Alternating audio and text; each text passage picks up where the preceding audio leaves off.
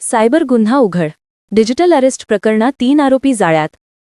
अहिलनगर cyber police स्टेशनने digital arrest online फसवणूक प्रकरणात मोठी कारवाई करत 3 आरोपींना अटक केली आहे.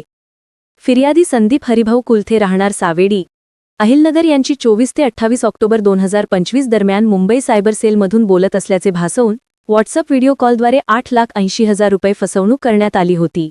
या प्रकरणी सायबर पोलीस स्टेशन अहिलनगर येथे गुन्हा रजा नंबर 13/2025 भादंस 318-4-336-3-340-2 तसेच माहिती तंत्रज्ञान कायदा कलम 66D अंतर्गत गुन्हा दाखल करण्यात आला.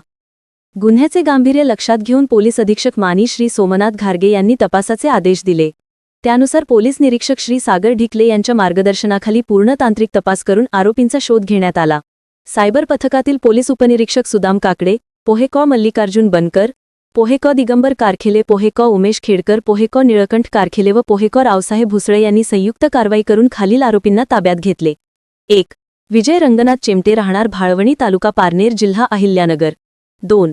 अभिजित अजिनाथ गीते राहणार दादेगाव तालुका आष्टी जिल्हा बीड सध्या पुणे. 3. अक्षय संजय तांबे राहणार सलाबतपूर तालुका नेवासा जिल्हा अहिलनगर सध्या पुणे. अटक केलेल्या आरोपींनी चौकशीत गुन्ह्याची कबुली दिली असून त्यांना न्यायालयात हजर केल्यानंतर 29 नोव्हेंबर 2025 पर्यंत पोलीस कोठडी देण्यात आली आहे.